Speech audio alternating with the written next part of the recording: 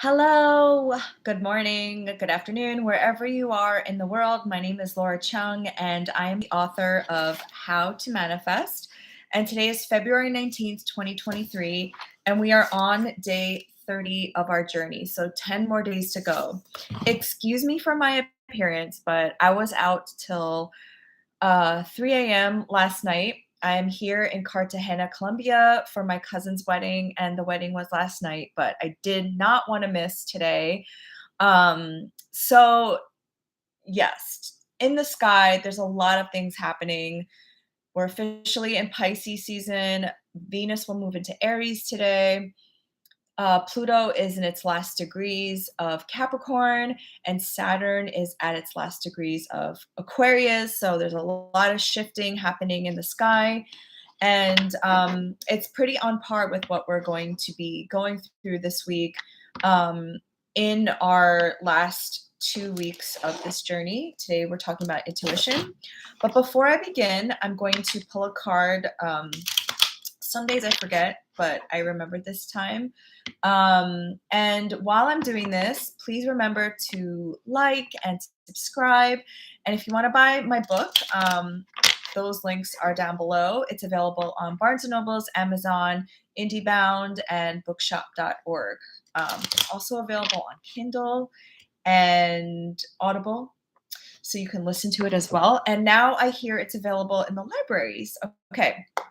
So today is February 19th. What is the message for today? February 19th, 2023, for the collective of How to Manifest. Ooh, I got the star. Inspiration, hope, a new beginning. The star is an Aquarius card. And what I love about this card is that the water bearer makes this water container, I guess, or this jug in order to take water back to the community. This is all about the collective consciousness. And the star card really is about hope, inspiration, seeing a brighter future. And with Saturn being in its last two degrees of Aquarius, and I've been saying this whole journey, we are moving into new territory now. I was actually sharing with my sister this morning. So Saturn has been in Aquarius since December of 2020, and Saturn is currently in my third house of communication, of siblings, of cousins, of aunts and uncles, of my neighborhood and community and social media. And I definitely was reminded yesterday of how much I need social connection and how much I need community and how much I'm extroverted, so I get energy from people. But like last night, we were all partying, we were all dancing, we were all having fun, and I was reminded of my life pre-pandemic, of how I used to go out all the time, and just like let loose and have fun. And I think things got really serious, obviously for good reason, the last 3 years. And I saw a little glimmer of hope of things to come for the future, that while things aren't going to go back to the way they were, I'm reminded that Saturn reminded me of what's important in life. And that's what Saturn does. Saturn takes away, Saturn refines, Saturn creates structure around your life in some way for you to deal with a fear and an ending, and to remind you of what's important in life. And for me, family is everything, and community is everything, and relationships is everything. At the end of the day, Aquarius is a relationship sign as well, like all of the air signs are. So if you're out there listening and you're like, you've been through a hard time the last couple of years, just remember that there is always a light at the end of the tunnel when this card comes out. It's number 17. So I love that for us. I especially am like super excited to see what Saturn in Pisces will bring and Pluto in Aquarius. We're definitely moving out of like a different chapter, a different cycle. I'm not going to say it's going to be good or bad. I'm not going to say it's going to be easy, but we're definitely ending a major cycle, multiple major cycles. Okay, so with that being said, today is day 30 intuition. And I've been actually talking about intuition since day one. But I'm going to read the quote at the top. Your conscience shouts, here's what you should do, while your intuition whispers, here's what you could do. Listen to that voice that tells you what you could do. And this is by Steven Spielberg, Harvard Commencement Address in 2016. I've been alluding to intuition during this entire journey with you. That's because your intuition is so important in the manifestation process. A well developed sense of intuition will never steer you in the wrong direction. So it can help you know when your visions will bring you to the reality you desire, whether the universe is sending you signs and when to take action based on those signs. Our intuition speaks to us through flashes of insight, moments of deja vu, goosebumps, a fluttering heart, a tight feeling in the stomach. Unlike our five senses that help us perceive the physical world, touch, see, hear, taste, and smell, intuition is multidimensional. So, even though we all get intuitive hits, we have to learn when to trust them so we don't default to our logical minds and override them. To be able to perceive the subtle realms, it's necessary to practice. As with muscles, pushing yourself to use your intuition on a regular basis helps you activate your right brain more instinctively. Today is all about leaning into your intuition, listening to that quiet voice inside of you that pushes you to see existence beyond the physical plane. Many of us can listen to our intuition only when we are still enough to notice and be aware. When we are grounded and still, we have the discernment to distinguish between intuition and the ego. However, over time and with practice, we can build trust within ourselves and become more intuitive even when we're not in the perfect environment to be guided by the universe. We can move past the resistance of the ego and learn to listen without struggling against it first. Your soul whispers to you, and your ego screams. With time, you can learn to focus on that whisper. So, this is really about getting still enough so that you can hear the quiet voice inside of you.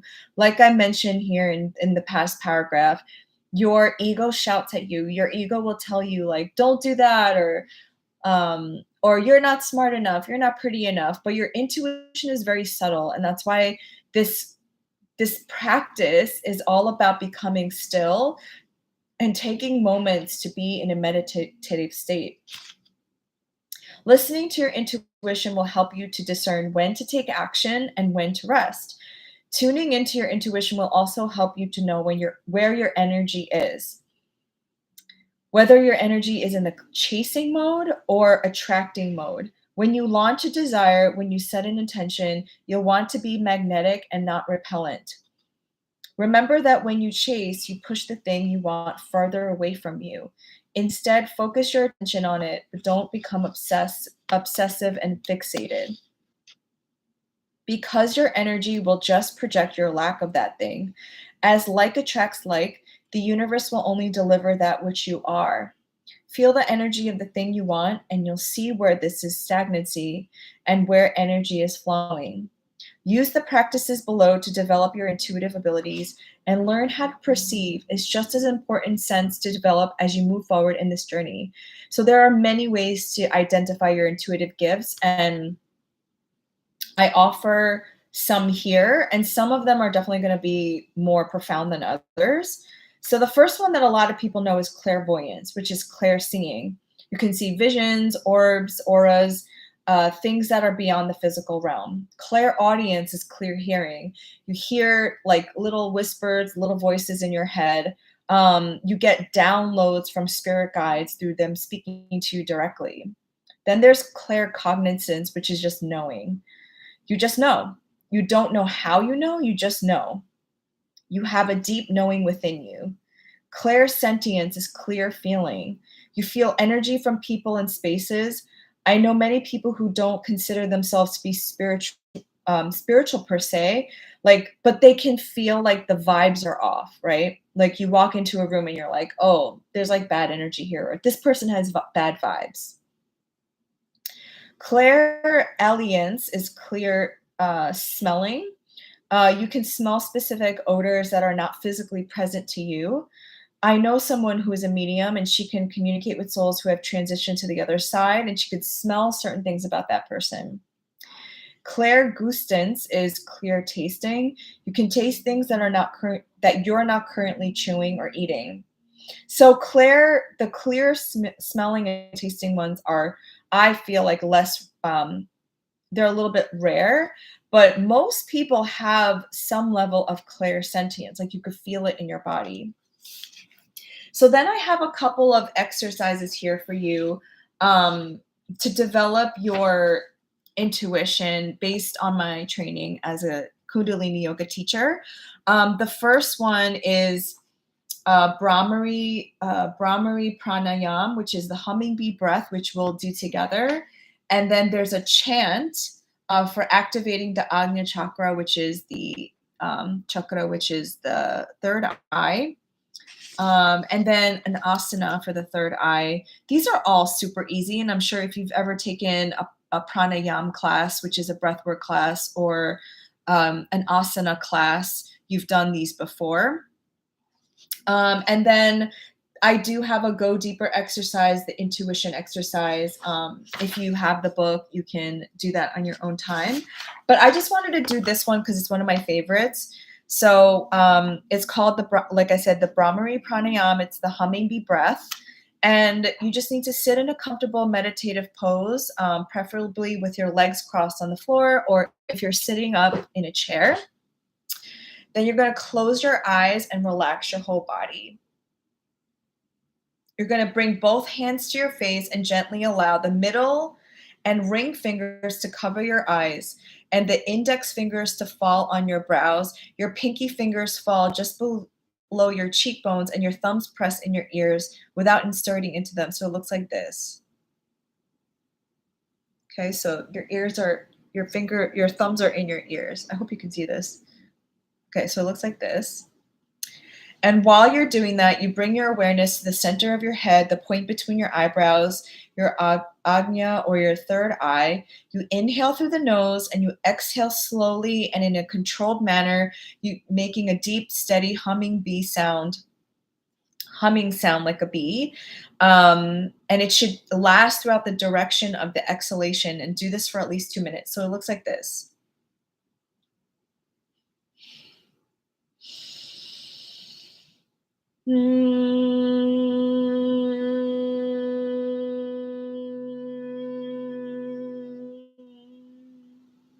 So the exhale literally sounds like a bee, okay? And you like feel the vibration in your throat and in your head. So let's do it for a little while, maybe a minute. So inhale, exhale, hum.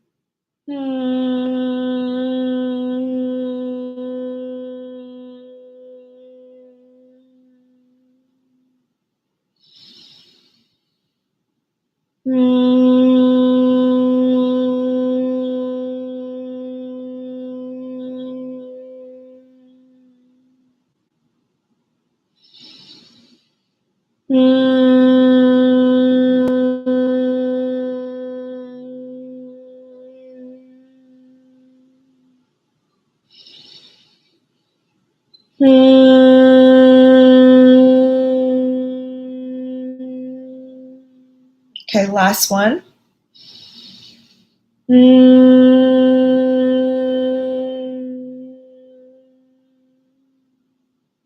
When you're done, you can release your hands and you can flutter your eyes open. And that's hummingbee breath. And yeah, these exercises just help you to, again, be in a meditative state where you can focus all your attention on the third eye, your intuitive center for intuition and for deep relaxation. And you would have known this through day 20. Trying to remember when we did the energy centers, the chakras. I think it was day 22. Okay, so today was all about doing these practices, about tuning into your intuition, because Listening to your intuition, again, is so important in manifestation because listening to your intuition will help you tune into that non-physical part of you that is timeless, is infinite. One thing that I do sometimes is I'll ask my future self, what can I do now to bridge the gap between present me and future me? And I'll just listen to what my inner voice is trying to tell me. So just to look forward to tomorrow, we're on day 31. I can't believe it. We're going to talk about yin and yang, day 31. And as always, you can follow me on Instagram, TikTok. You can book a one-on-one session with me. All those links are down below. But I hope you have a beautiful day wherever you are in the world. Please take care of yourself and be healthy